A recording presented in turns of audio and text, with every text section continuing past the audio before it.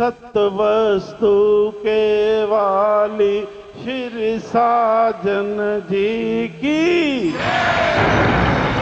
सत्वस्तु के वाली श्री साजन जी की। सत्वस्तु के वाली श्री साजन जी की। अब खुद बोलो।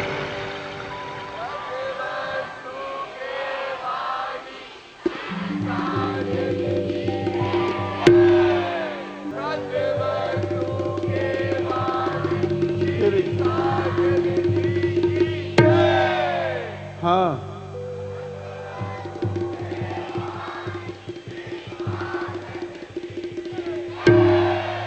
ओ शाबाश, अब तकड़े हो गए।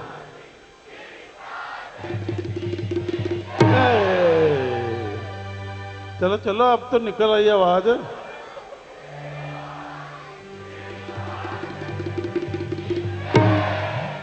अब जवाब दो।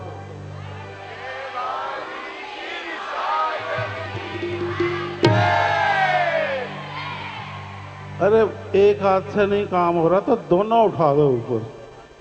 चलो करो दोनों। अब आवाज निकली, अब दोनों से ठीक है। चलो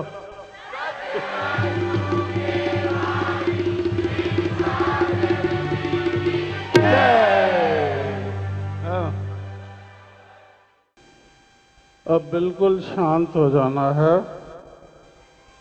और संभव समदृष्टि की पढ़ाई व गुड़ाई।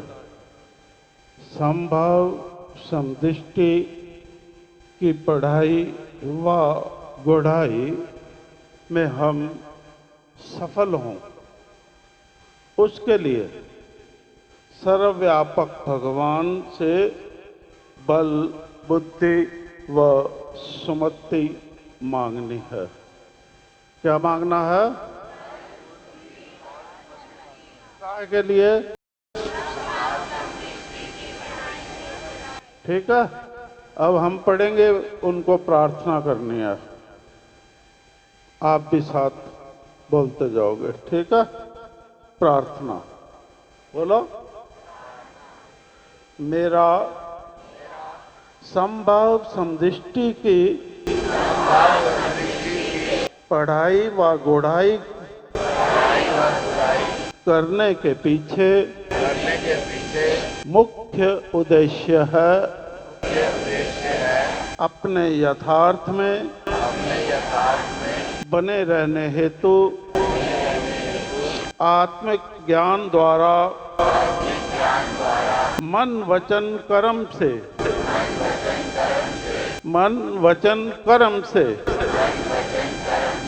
आत्म भाव अनुसार हर प्राणी के प्रति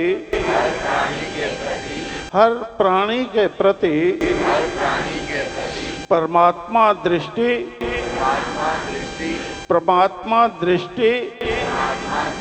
व वृत्ति अपनाकर अपने आत्म बल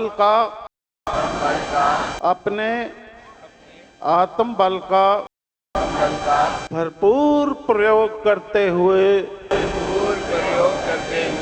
अब तक धारण किए हुए सूक्ष्म से सूक्ष्म दोषों का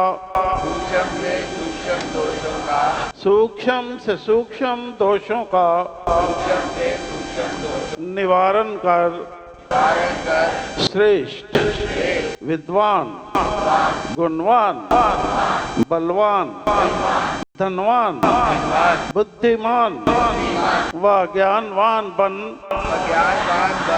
सज्जन भाव का वर्ताव कर एक अच्छे इंसान की तरह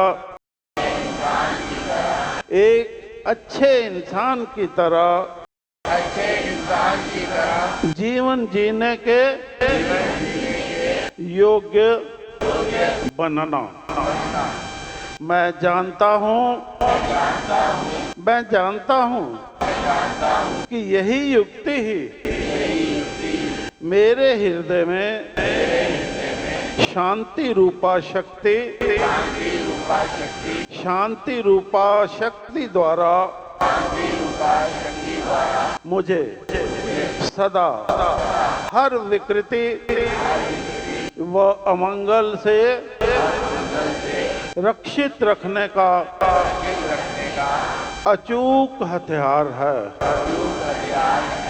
इस हेतु मैं अपने इसी उद्देश्य सिद्धि के लिए सर्वव्यापक भगवान से बल, बुद्धि व सुमति प्रदान करने की प्रार्थना करता हूँ। समझ आ गई ना? हो गई प्रार्थना? प्रार्थना समझ आ गई है ना सबको? भाई काहे के लिए कर रहे हैं? अब जरा ध्यान कक्ष की तरफ देखो और अपने आप को भाग्यशाली समझो, क्योंकि आज का दिन हम सबके लिए अत्यंत मुबारक दिन है।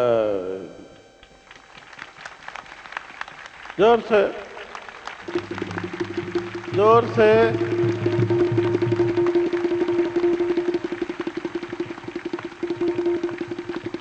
आज का दिन हम सब के लिए अत्यंत मुबारक दिन है, क्योंकि आज के दिन हम सबको समान रूप से इस संभाव समदृष्टि के स्कूल में पढ़ने का अवसर प्राप्त होने जा रहा है।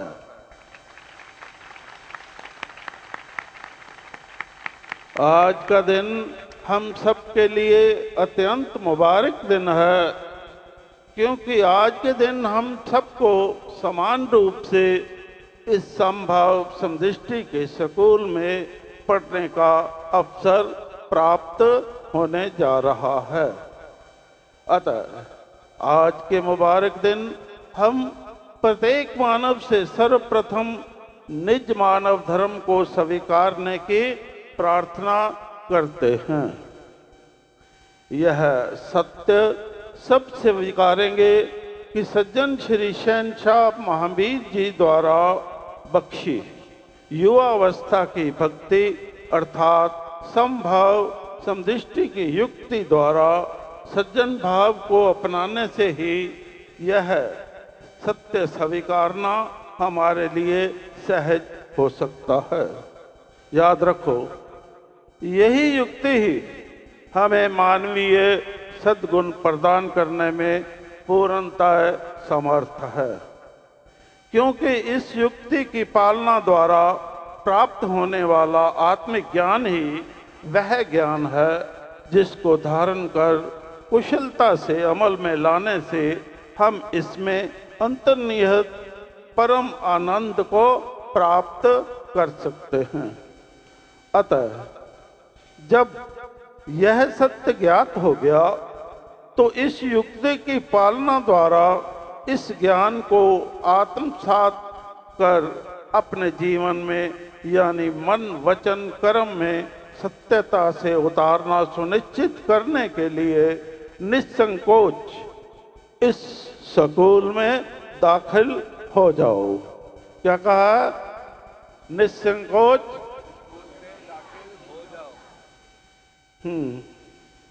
यह जान लो और मान लो, यह जान लो और मान लो कि संभव समदृष्टि का स्कूल खुलना अपने आप में हर मानव के लिए उसके हृदय में मानव धर्म सत्यता से स्थापित करने हेतु एक विशेष ईश्वरीय सौगात है, वह परम सौभाग्य का विषय है। अतः संभव समदृष्टि के शब्द को अर्थ सहित यानी उसका अभिप्राय समझ विश्वास के साथ अपने हृदय व ध्यान दृष्टि में कर अपने मन वचन कर्म में उतारने के लिए दृढ़ निश्चयी हो जाओ। इसे कोई कठिन कार्य नहीं समझो, अपितु सज्जन वृत्ति पकड़ने हेतु यह क्रिया कदम कदम पर विचार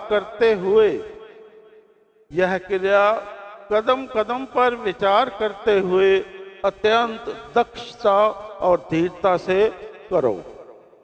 इस प्रकार इस क्रिया को अपनी उपासना का विधान समझकर अपने ख्याल को इस तरह से नित्य निज स्वरूप में एक रस ध्यान स्थित रखो कि यह क्रिया आपके स्वभाव के अंतर्गत हो जाए।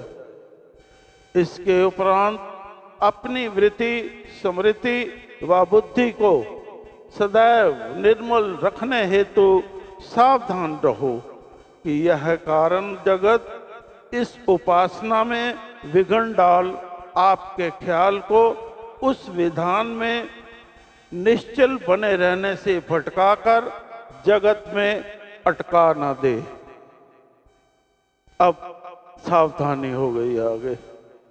इससे तू याद रखो कि जो कोई भी अनुचित बात आपको सुनाए उस बात को अपने हृदय में ठहरने की जगह ना दो। ऐसा इसलिए कह रहे हैं ताकि वह बात हृदय में किसी प्रकार की कल्पना उत्पन्न कर मन वचन कर्म को कुप्रभावित न कर दे और इस तरह आप आपस में बैठकर निंदा चुगली करने पर मजबूर ना हो जाओ। ध्यान दो कि अगर मजबूरीवश किसी की ऐसी वैसी बात सुननी भी पड़े तो संभव समदृष्टि की युक्ति के विपरीत स्वाभाविक रूप में ढलने से बचे रहने हेतु उसे एक कान से सुनो और दूसरे कान से बाहर निकाल दो, यानी उसे हृदय में ठहरने ना देना। यह होगा पूर्ण श्रद्धा और विश्वास के साथ सज्जन भाव अपनी दृष्टि में कर अपने अंदर निहित सज्जनता अनुरूप भाव स्वभाव अपने आचार विचार व व्यवहार द्वारा प्रकट होने देना और उनके वर्ताव के दौरान अपने में व सर्व में अपना सज्जन स्वरूप निहारना। फिर उसी असलियत स्वरूप का सब में दर्शन करने के योग्य बन अपना व सबका सज्जन हो जाना। जान लो, अगर ऐसा सुनिश्चित करने में सफल हो जाते हो तो इसका अर्थ होगा सज्जन बुद्धि पहचान संभाव समदृष्टि के शब्द को आत्मसात कर सबसे बुद्धिमान हो जाना। याद रखो, निष्काम भाव से ऐसा महान प्रकर्म दिखाना आपका परम कर्तव्य है। याद रखो, निष्काम भाव से ऐसा महान प्रकर्म दिखाना आपका परम कर्तव्य है। अंततः यह समझकर यदि आपके अंदर एक अच्छा इंसान बनने का भाव जागृत हो रहा है तो ऐसा करने हेतु अपना सत्यता से आत्म विश्लेषण करो कि कहीं आपका व्यवहार, प्रवृत्तियां, योग्यताएं, अयोग्यताएं, अभिप्रेरणा आदि सज्जनता व मानवता के विपरीत तो नहीं। अगर स्वयं को परखने के इस प्रयास द्वारा अपने गुण दोषों की परख हो गई हो तो आत्म निरीक्षण द्वारा अपने मन में उत्पन्न होने वाले भावों, वृत्तियों व गलतियों आदि को सही सही जानने का प्रयास करो। इस प्रकार आत्म निरंतर यानी आत्म संयम द्वारा अंतर्निहित आत्मा का अनुभव करते हुए निज का मानवता धर्म अनुरूप सुधार करने का प्रयत्न करने में विलंब ना करो। इसी में अपने परिवार की व कुल समाज की भलाई निहित समझो। ऐसा करने में आपसे कोई भूल चूक ना हो, इस हेतु समभाव समदृष्टि की युक्ति अर्थात सज्जन भाव के अनुशीलन को जीवन उत्थान का एकमात्र अचूक साधन मानते हुए नित्य प्रति नियमित रूप से कदम कदम पर अपनी जांचना करना सुनिश्चित करो। ऐसा करने से आपका मन सदैव शांत रहेगा और इस संसार में आप जो करने आए हो, पारिवारिक जीवन आनंदमय व्यतीत करने हेतु वैसा करने में निश्चित रूप से सफल होंगे।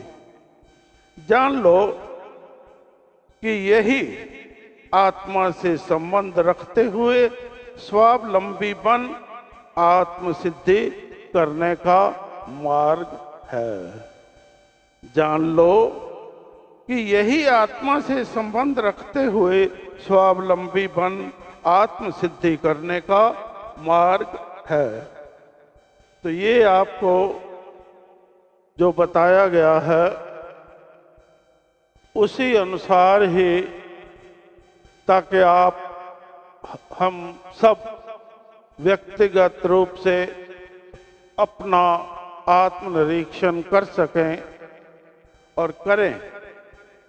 उसके लिए आपको आज एक पर्चा दिया गया है। मिला है ना सबको? किस किस को मिला है? हाथ खड़ा करना जरा।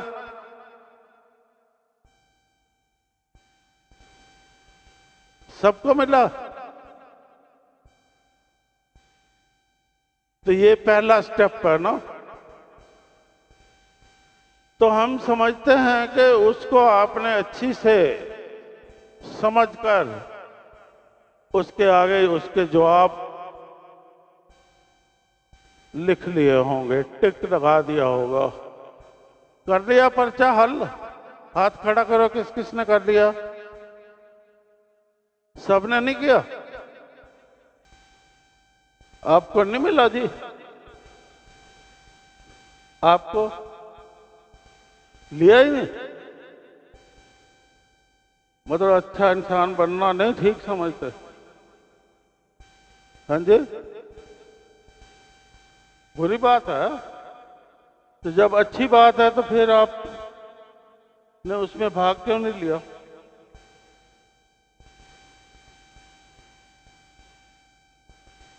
ऐसी भूल बहुत भारी पड़ती है।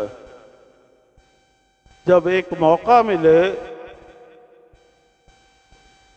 कुछ सुधार होने का, उस वक्त इंसान भूल कर जाए तो वो भूल बहुत भारी पड़ती है और आजीवन दुख देती है। तो जिससे भी ये भूल हुई है वो अपनी भूल अभी सुधार सकता है।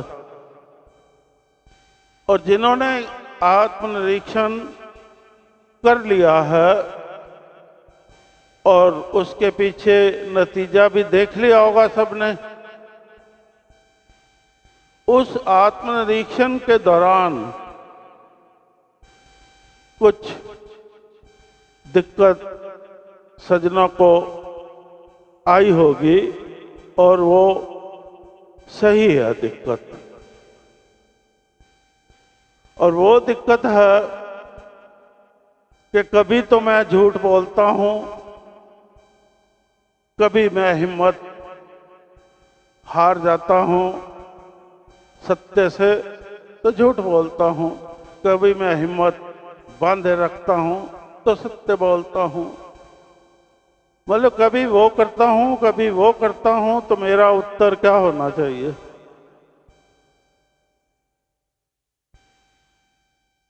मेरा उत्तर फिर भी वही होना चाहिए, क्योंकि कभी करना, चाहे वो 50% हो, कभी करना भी खतरनाक होता है ना। अब बीमारी वो आगे बढ़ने का, आगे बढ़ सकती है ना बीमारी, अंदेशा हमेशा बना रहता है। तो उस बीमारी को, बीमारी तो बीमारी है, चाहे वो बीमारी यहां तक पहुंची हो, चाहे वो बीमारी यहां तक पहुंची हो, तो हमने बीमारी की, मानो अगर हम ऐसा करते हैं तो हम मान सकते हैं कि बीमारी की शुरुआत हो गई है। वो बीमारी बढ़कर हमारे पूरे हृदय पर छा जाए और तब जाके आप माने कि ये हम गलत कर रहे हैं, तो उसका इलाज अति कठिन हो जाता है। तो अगर हमें थोड़ी बीमारी ही नजर आ गई और हमने उसको, बीमारी तो बीमारी है, उसको थोड़ी को ही समझ लिया बीमारी को और वहीं उपचार कर कर उसको रोक दिया, और बाकी शरीर तो हमारा, बाकी तो जो हृदय आकाश में जगह है, बाकी तो है ना सत्य से भरपूर। तो उसे सत्य से और झूठ को दबा दो। जो सत्य 50% है उससे झूठ को दबा दो और बीमारी को जड़ से खत्म कर दो। तो अगर हम वहां टिक नहीं लगाते, दुविधा में पड़ जाते हैं, ना, तो दुविधा में पड़ के तो फिर वहीं के वहीं रहेंगे, आगे नहीं बढ़ पाएंगे। दुविधा में पड़कर हम आगे नहीं बढ़ पाएंगे। अब झूठ को छोड़ें या सत्य को छोड़ें, किसको बढ़े? अजीब सी परिस्थिति बन जाएगी। तो क्या हम मानते हैं सब कि बीमारी चाहे इतनी हो चाहे इतनी हो, बीमारी तो क्या है? बीमारी है। रोग का आरंभ हो गया तो रोग का इलाज करना आरंभ पे ही सुखदाई है, आरंभ पे ही उसका जल्दी उपचार हो सकता है, इससे पहले कि वह हमें जर्जरीभूत बना दे,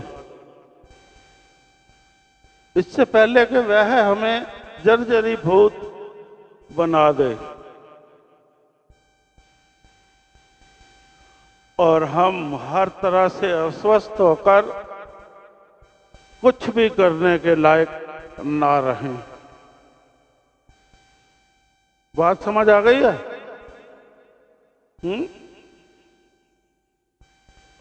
अब ये स्पष्टता ठीक हो गई या इसमें और कुछ लेना है? हाँ, समझ आ गई? ये बच्चे आए थे ना, बच्चे कहने लगे कि भाई ये कैसे है, अब हम किधर को टिक लगाएं? तो सारे ही बच्चे हैं, तो समाधान तो देना पड़ता है ना। अगर बच्चे को समाधान ना दो, यही तो माता पिता कसूर कर जाते हैं। समाधान उसी वक्त देना चाहिए।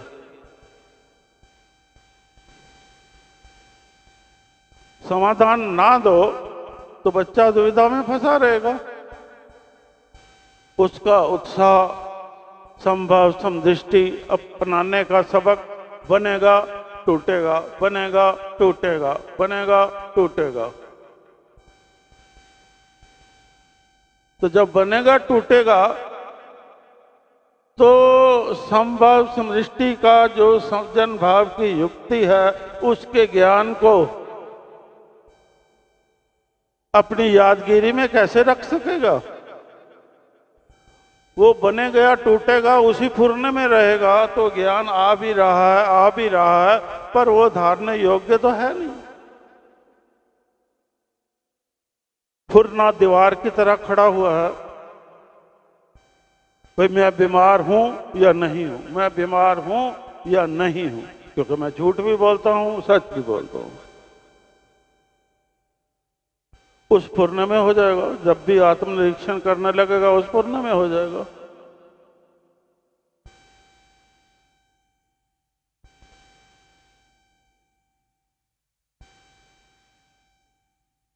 तो बीमारी को आरंभ से ही खदेड़ दो उपचार करके, तो स्वस्थता कायम रहती है।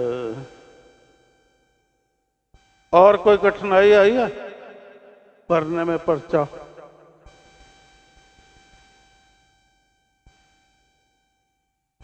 अपने अपने नंबर देख लिए सबने?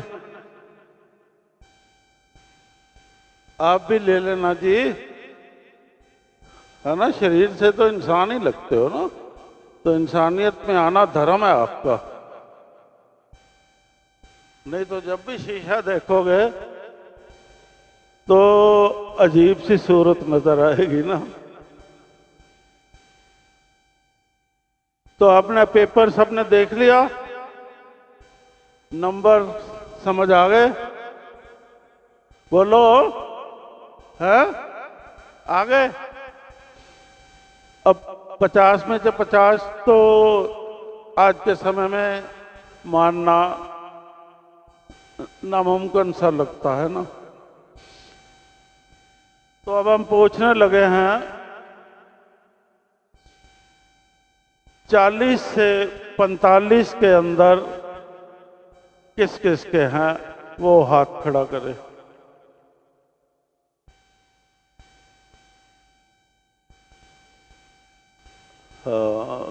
तो तभी सज्जन श्री शहंशाह महावीर जी को आना पड़ा ना फिर, क्योंकि ये तो दुनिया का रोग है भारी, दुनिया का रोग है भारी। तो संभव समदृष्टि की युक्ति लेकर कौन आ गए? महावीर जी आ गए। क्योंकि दुनिया को इस रोग की कोई दवा सूझ ही नहीं रही थी। कितने ग्रंथ लिख डाले, पर कोई दवा सूझी ही नहीं किसी को। तो सज्जन श्री शहंशाह उन्होंने इसका उपचार संभव समदृष्टि की युक्ति के रूप में प्रदान कर दिया। तभी तो सत्वस्तु का आगमन का शुभारंभ हो सका। अगर वो ये युक्ति ना देते तो वो शुभारंभ कैसे होता सत्वस्तु के आगमन का? आ ही नहीं सकती थी।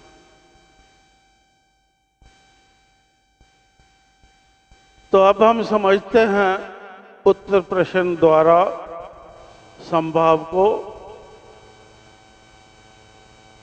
उत्तर प्रश्न द्वारा समझते हैं। ध्यान से सुनना, फिर बात करते हैं आपसे।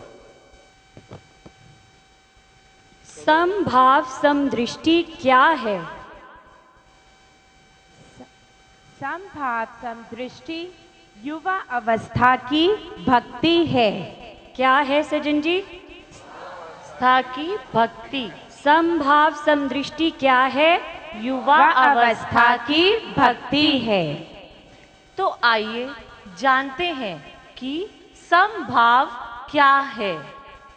समभाव शब्द का अर्थ है समान प्रकृति या भाव वाला। हर परिस्थिति में अपने मन मस्तिष्क को संतुलित अवस्था में बनाए रखने की शक्ति ही समभाव है। सज्जन जी, समभाव क्या है? हर परिस्थिति में अपने मन मस्तिष्क को संतुलित अवस्था में बनाए रखने की शक्ति है। तो आइए अब जानें कि समदृष्टि का शाब्दिक अर्थ क्या है। समदृष्टि शब्द का अर्थ है ऐसी दृष्टि जो सब अवस्थाओं और पदार्थों को देखते समय समान रहे। इस प्रकार समदृष्टि सबको सम या समान दृष्टि से देखने की अवस्था है। सज्जन जी, समदृष्टि क्या है? सारे बोलेंगे। सबको समान या समान दृष्टि से देखने की अवस्था है। तो सज्जन जी, अब हमें समभाव समदृष्टि का अर्थ पता चल गया है। समभाव समदृष्टि के सबक को धारण करने की आवश्यकता कब पड़ती है? जब मानव जाति अपनी मूल प्रकृति अर्थात असलियत से विमुख हो, काम, क्रोध, लोभ, मोह, अहंकार जैसे विकारों यानी बुरे भाव स्वभावों में फंस जाती है और मानवीय कृत्य करने के स्थान पर दानवीय हरकतें करने लगती है। तो मानव जाति के उत्थान हेतु अर्थात इन समस्त विकारों पर फतह पा पुनर्आद नैतिक मूल्यों की स्थापना करने हेतु व्यक्तिगत स्तर पर समभाव समदृष्टि के सबक का अनुशीलन करने की आवश्यकता पड़ती है। समभाव समदृष्टि के सबक को पकाने के लिए क्या करना होता है?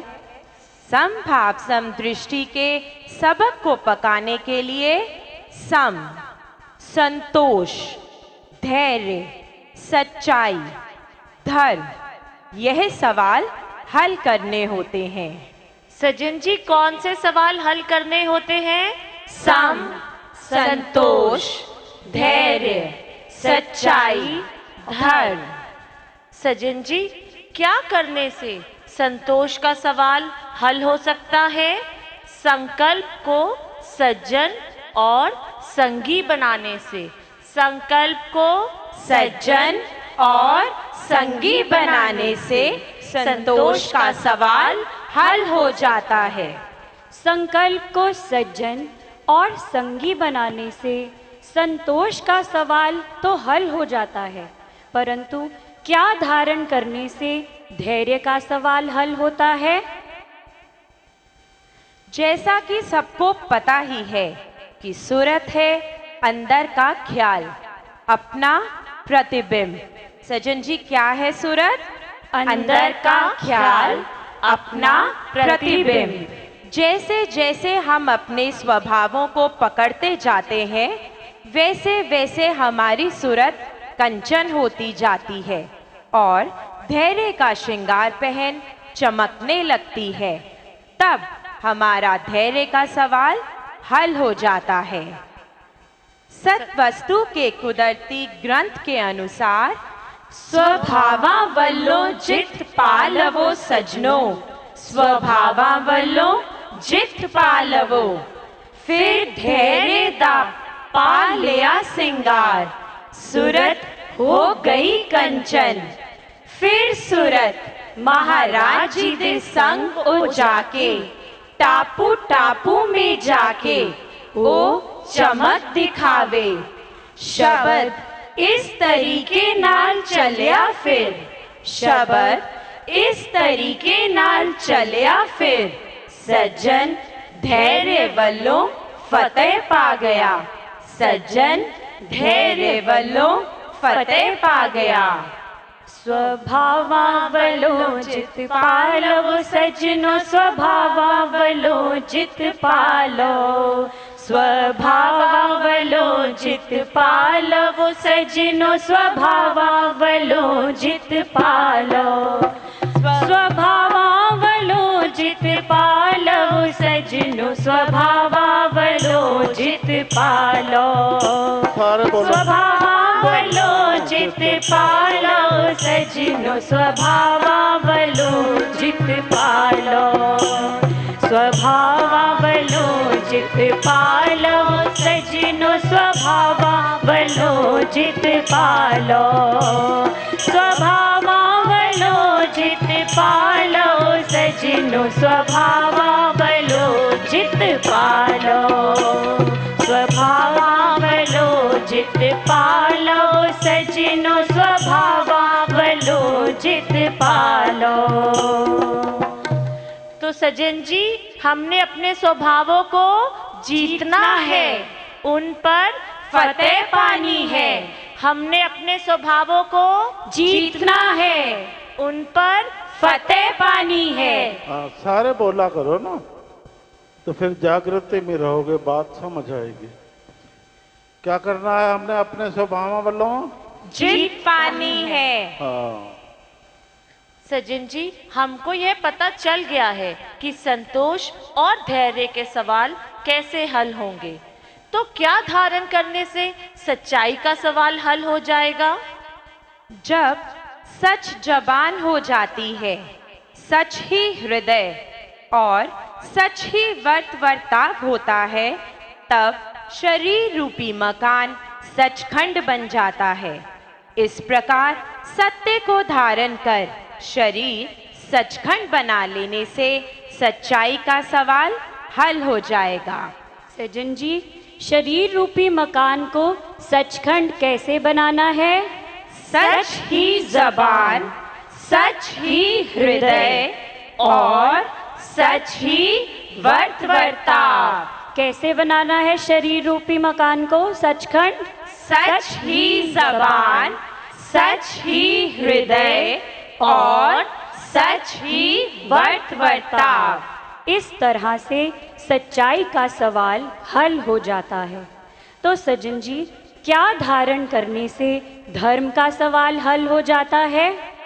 महाराज के नैनों के साथ नैन मिलाकर जो मन मंदिर सोई जग अंदर, मुकम्मल एहो दृष्टि दिखाने से धर्म का सवाल हल हो जाता है। महाराज के नैनों के साथ नैन मिलाकर जो मन मंदिर सोई जग अंदर, मुकम्मल एहो दृष्टि दिखाने से धर्म का सवाल सज्जन जी हल हो जाता है। सज्जन जी, संतोष, धैर्य, सच्चाई, धर्म, यह सवाल हल हो जाने पर हमें क्या करना होता है? फिर विचार को पकड़कर और सत्य को धारण करके एक निगाह, एक दृष्टि में आकर एकता दिखानी होती है। इस प्रकार सम का कोई सवाल नहीं रहता और नौजवान युवा अवस्था आ जाती है।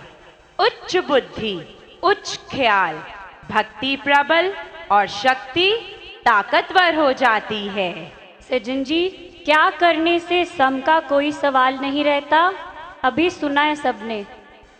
एक निगाह, एक दृष्टि हो जाने पर सम का कोई सवाल नहीं रहता। एक निगाह, एक दृष्टि हो जाने पर सम का कोई सवाल नहीं रहता। सज्जन जी, जब हम एक निगाह, एक दृष्टि पर फतेह पा जाते हैं तो क्या होता है? दिव्य दृष्टि का सबक मिलता है। दिव्य दृष्टि का सबक मिलता है। दिव्य दृष्टि के सबक पर खरा उतरने हेतु क्या आवश्यक होता है? दिव्य दृष्टि के सबक पर खरा उतरने हेतु काम व कामना जो उसका परिवार है, वह सब विकारों की जड़ है। अपनी इंद्रियों पर कंट्रोल करके उस पर फतेह पानी होती है। अपनी इंद्रियों पर कंट्रोल करके उस पर फतेह पानी होती है। सज्जन जी, किस पर फतेह पानी होती है? काम पर। काम पर फतेह पानी होती है। काम पर फतेह पा जाने से क्या होता है? काम पर फतेह पा जाने से एक दृष्टि, एक दर्शन हो जाता है, अर्थात सज्जन संकल्प पर पूरी तरह फतेह पा जाता है और फर्स्ट निकलकर दिव्य दृष्टि लेकर आवागमन के चक्कर से बच जाता है। किसके चक्कर से बच जाता है सज्जन जी?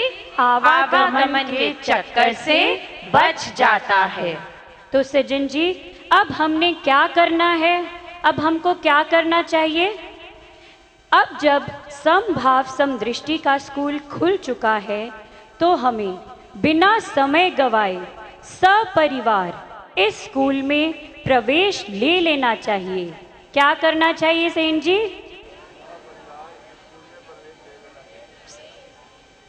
बिना समय गवाए सपरिवार इस स्कूल में प्रवेश ले लेना चाहिए, ताकि इस समभाव समदृष्टि की युक्ति अनुरूप इस स्कूल में पढ़ाई जाने वाली आत्मविद्या द्वारा हम आत्मनिरीक्षण द्वारा आत्मनियंत्रण करने की क्रिया को भली भांति समझ पाएं और फिर आत्म सुधार कर सज्जन भाव के वर्ताव द्वारा इस मृत लोक पर फतेह पा लें। सज्जन जी, इस पढ़ाई को अमल में लाने के लिए सर्वप्रथम क्या करें? समभाव समदृष्टि का कायदा जो महावीर जी ने बख्शा है उसको पूरे तरीके से व्यवहार में लाना है। क्या करना है जी हमने? समभाव समदृष्टि का कायदा जो महावीर जी ने बख्शा है उसको पूरे तरीके से व्यवहार में लाना है। यह कायदा क्या है? संकल्प को स्वच्छ करना, जिह्वा को स्वतंत्र करना व निगाह को कंचन करना। सज्जन जी, सब इकट्ठे बोलेंगे, क्या कायदा है? संकल्प को स्वच्छ करना, जिह्वा को स्वतंत्र करना, निगाह को कंचन करना। इस हेतु जिह्वा सज्जन, ख्याल सज्जन, सज्जन नजरों में पहचान। हम हैं सज्जन, तुम हो सज्जन, सज्जनों सज्जन सज्जन ही मान। हम हैं सज्जन, तुम हो सज्जन, सज्जनों सज्जन सज्जन ही मान। सज्जनों सज्जन बोल चाल ही सीखो, सज्जनों सज्जन करो प्रवान। कंचन हूँ मैं आप, कंचन कुल जहान। कंचन जड़ चेतन प्रकाशे, कंचन कुल सगली मान। कंचन कुल सगली मान। इस सबक को सबसे पहले अपने घर के कार्य व्यवहार से शुरू करना है। सबको एक नजर से देखना है, अर्थात सर्व राम रूप देखें और सबके साथ एक जैसा बर्ताव करें। घर में नौकर आदि से भी वही बर्ताव हो जो कि रिश्तेदारों और बच्चों के साथ होवे। तो सज्जन जी, ये सबसे पहले कहाँ से शुरू करना है? घर के कार्य व्यवहार से। सबको एक नजर से देखना है, अर्थात सर्व राम रूप देखें और सबके साथ एक जैसा बर्ताव करें। ऐसा करते समय सज्जन जी क्या सतर्कता लेनी है? विचार शब्द के महान मंत्र को हर समय अपने सामने रखना है और हर कदम पर अपनी तुलना करनी है कि कोई ऐसा कदम ना उठे या कोई ऐसा ख्याल घर ना कर जावे जिससे समभाव समदृष्टि की पढ़ाई का उल्लंघन हो जावे। इस प्रकार अपने आप को पकड़ते जाना है और ऐसी ताकत पकड़नी है कि जात पात, अमीरी गरीबी, बड़ छोट, अपने पराये में सब में समभाव समदृष्टि हमेशा महान नजर आवे। समभाव समदृष्टि हमेशा महान नजर आवे। एक रस एक रूप होकर विचरना है। एक रस एक रूप होकर विचरना है। किसी के घेरे में नहीं आना, किसी के घेरे में नहीं आना। इस हेतु किसी की कोई बात ना सुननी है और ना सुनानी है। अगर सुनो भी तो एक कान से सुनकर दूसरे कान से निकाल देनी है। उसे अंदर ठहरने की जगह ना दो, वरना वह बात जो हृदय में धारण की हुई होगी वह चुगली बनकर बात निकलेगी। इस प्रकार अपने स्वभाव बदलने हैं और पिछली बातों को भूलकर युवा अवस्था की भक्ति यानी समभाव समदृष्टि की युक्ति के अनुरूप स्थिर होना है। इस प्रकार अपने स्वभाव बदलने हैं और पिछली बातों को भूलकर युवा अवस्था की भक्ति यानी समभाव समदृष्टि की युक्ति के अनुरूप स्थिर होना है। क्या करना है जी? अपने स्वभाव बदलने हैं। पिछली बातों को भूलकर युवा अवस्था की भक्ति यानी समभाव समदृष्टि की युक्ति के अनुरूप स्थिर होना है।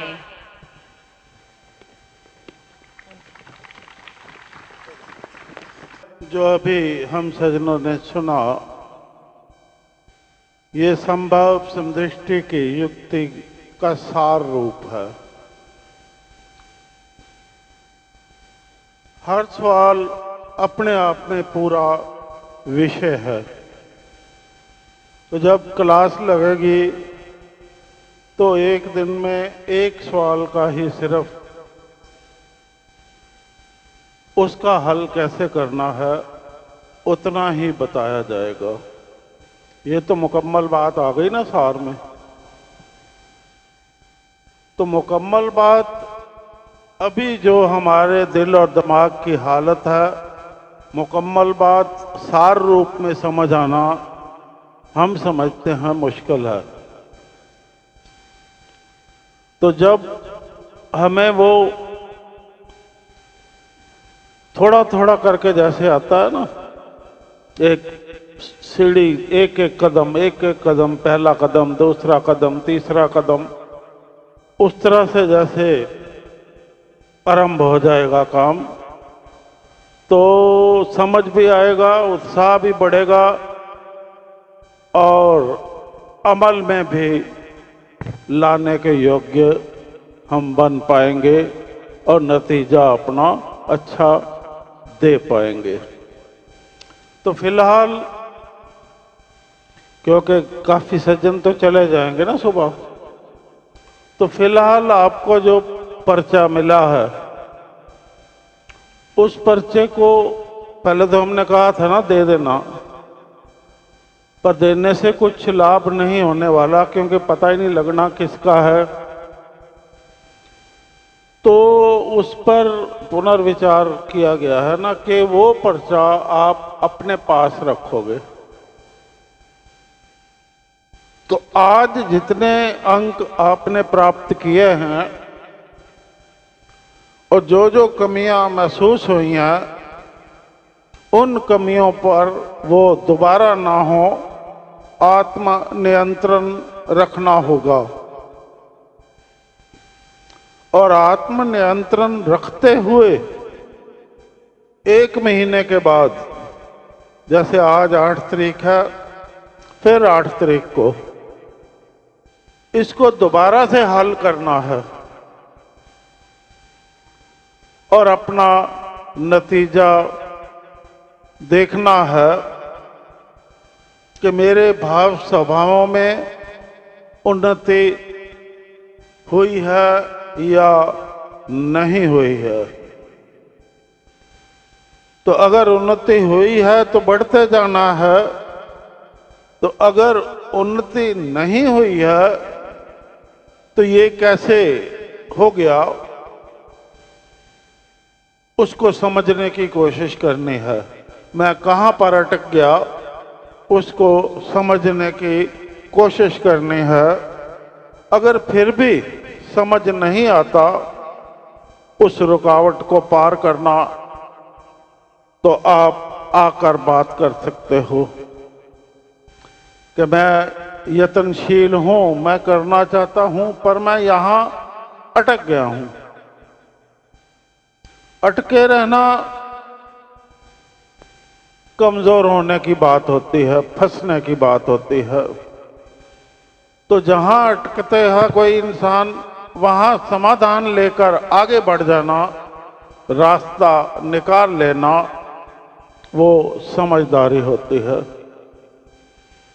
तो अगर दिल से करना चाहते हो तो ये सबक कोई मुश्किल नहीं है। संभव समदृष्टि का बहुत ही आसान सबक है।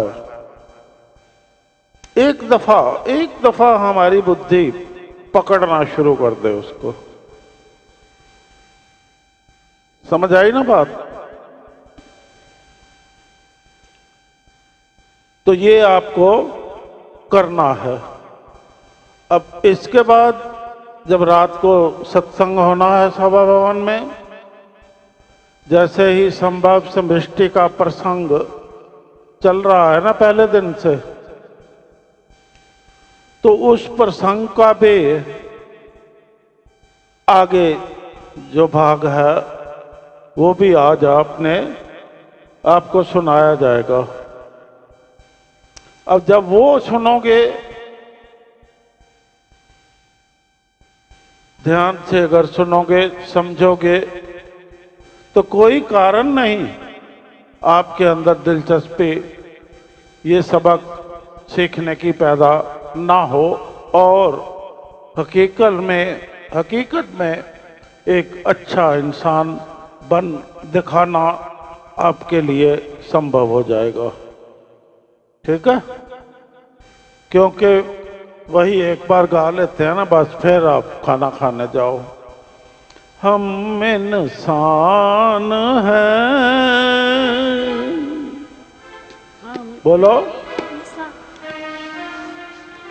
इंसानियत में ही रहेंगे।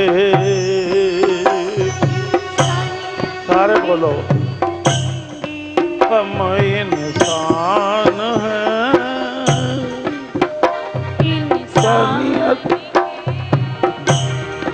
इंसानियत में ही रहेंगे, इंसानियत में ही रहेंगे। किसी के छलावे में आकर, किसी के छलावे में आकर, किसी के छलावे में आकर, किसी के छलावे में आकर, हम नहीं शैतान बनेंगे, हम नहीं शैतान बनेंगे। इंसान है, इंसानियत में ही रहेंगे। हम इंसान हैं, इंसानियत में ही रहेंगे। किसी के छलावे में आकर, किसी के छलावे में आकर, हम नहीं शैतान बनेंगे। हम नहीं शैतान बनेंगे। इंसानियत धर्म है अपना, इंसानियत धर्म है अपना, जनहित धर्म है अपना, जनहित धर्म है अपना। इंसानियत धर्म है अपना, इंसानियत धर्म है अपना, जनहित धर्म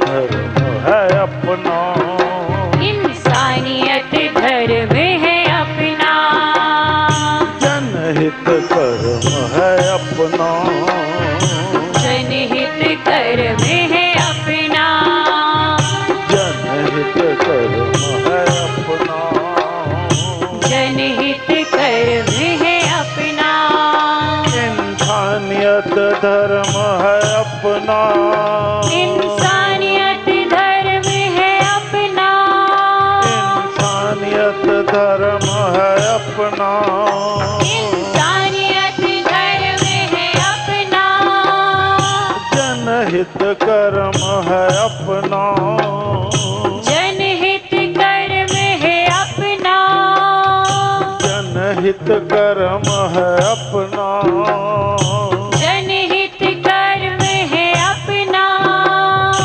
इसके लिए जो भी करेंगे